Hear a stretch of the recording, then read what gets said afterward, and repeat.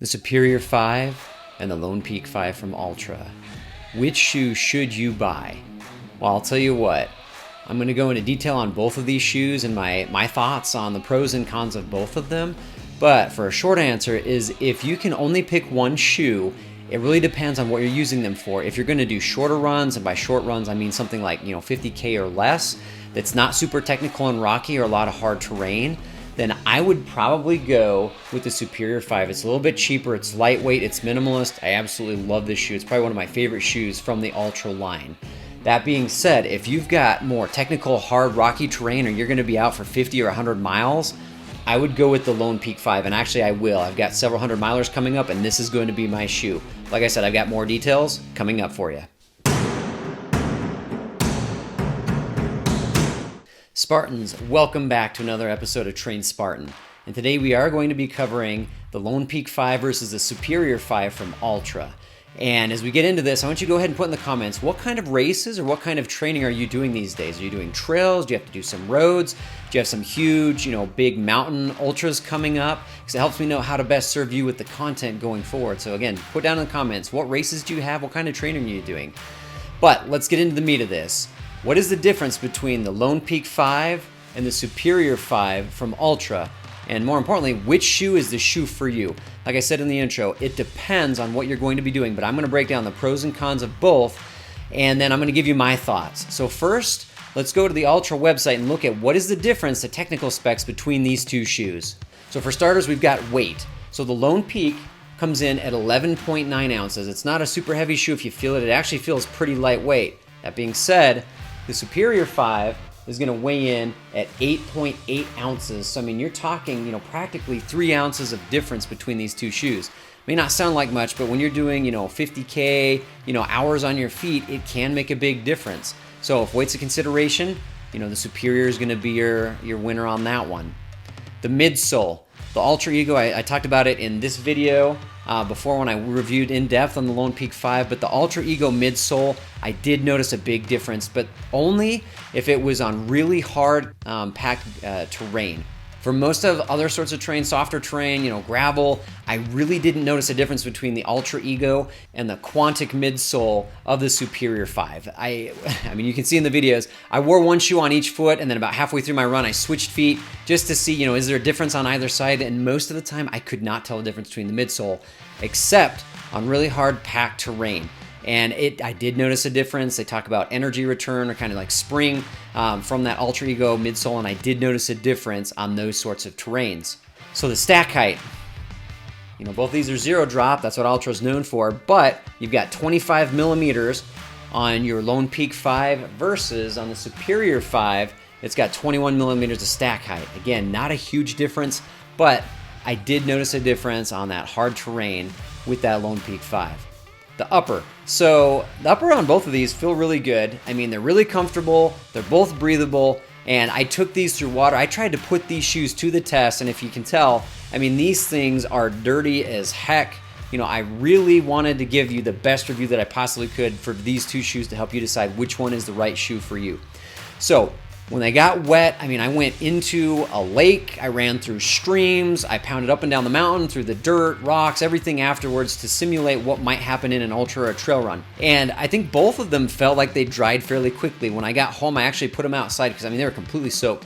And it took about 2 hours for both of them to get almost completely dry. The outer was completely dry within 2 hours in the sun, and the inside, the insole, they were still kind of moist, but they weren't too bad. And this morning, I went on another run after I did that comparison run yesterday, and they both dry. They're both great. So the Superior, it does have a little bit more of like an elastic. I don't know if I would say like a polyester, but it's just got a little bit more stretch to it. Versus the Lone Peak, the upper has almost like a canvas kind of tent sort of feel to it, like a lightweight tent. I mean, there is a difference, but honestly, I don't know that I noticed that difference when I was actually running. If I put my fingers in there, I can feel it. I don't think it makes a huge difference either. So the rock guard, this is one, I'll talk about it later. This was huge for me. So they say that they've upgraded their rock guard in the Lone Peak 5 from other versions of the Lone Peak.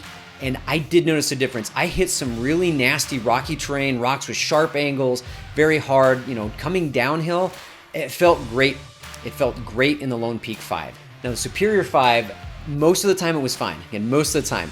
On flat terrain, running over rocks, like doing whatever, and I purposely tried to beat my feet up so that I could let you know what it felt like. The only time that I really noticed a difference is if I came down like in the mid part of my foot on an angle of a rock, kind of in that soft part of the arch. I did feel, I wouldn't say bruised, but it was uncomfortable in the Superior 5 coming downhill, landing on that. And it lasted maybe 20, 30 seconds, and then it was fine. It was like it never happened.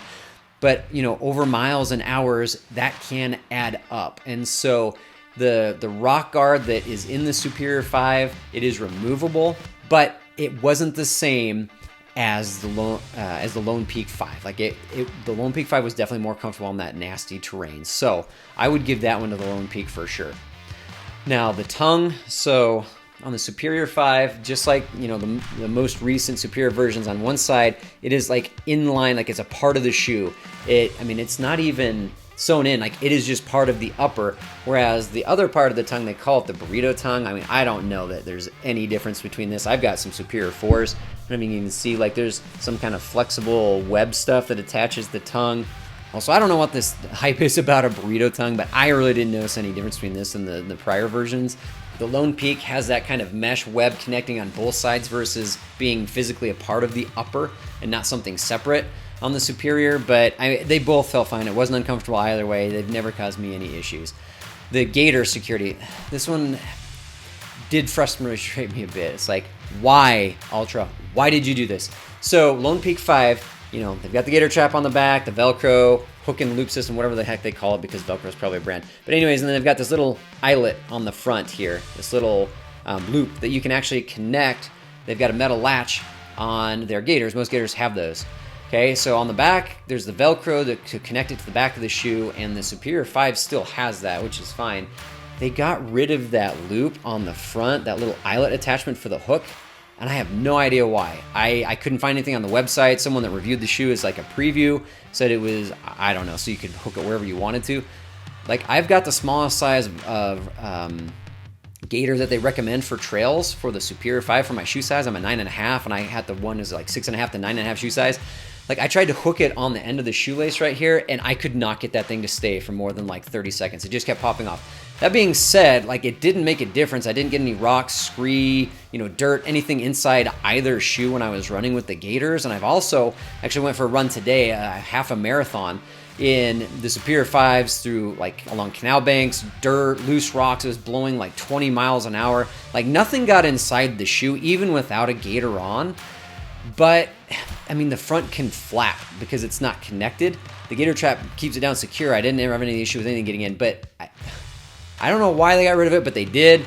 It kind of bothers me. I don't know if it'll bother you. Maybe not. Maybe if you got a bigger shoe, it'll fit fine, but it's a difference. I don't know. They wanted to save that like 1/10 of an ounce or whatever, but that's gone.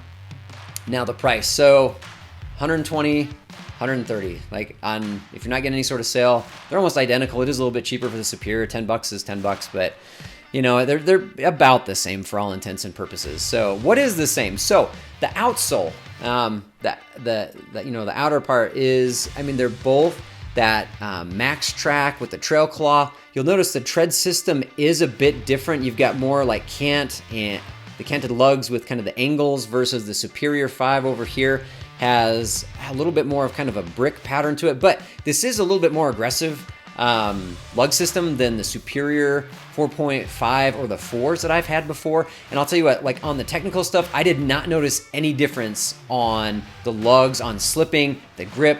They've both got that MAXTRAK system. They do both feel super grippy. The difference in the lug system didn't make a difference at all. Like I said, I switched both shoes. I was going up and down nasty stuff. They both work great, and they've got great traction and grip. So I mean, it's a toss up there.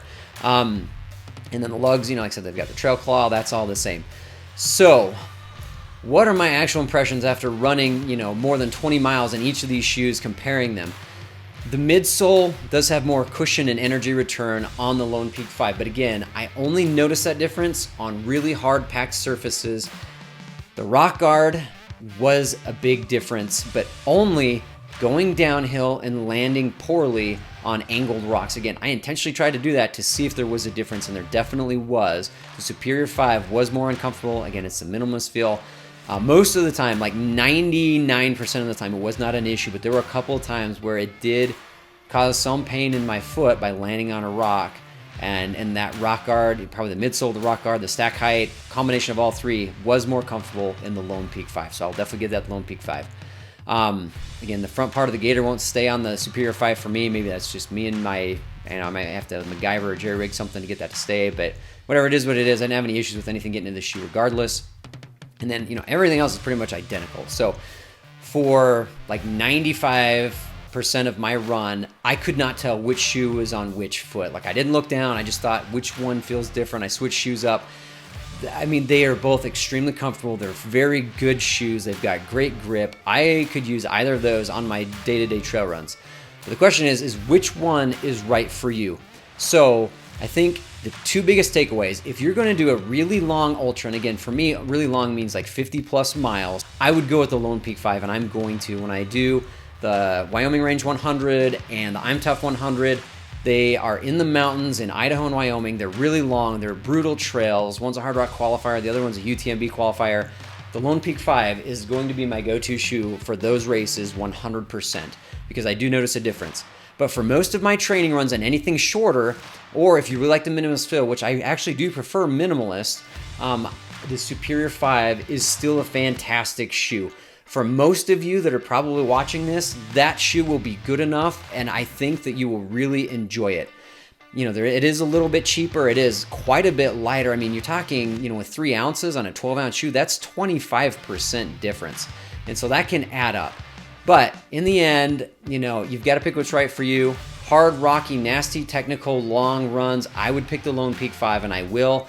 Versus most of my day-to-day runs, something that's not that long or that bad, I will still be using Superior 5s. That's still kind of my go-to shoe for everything else.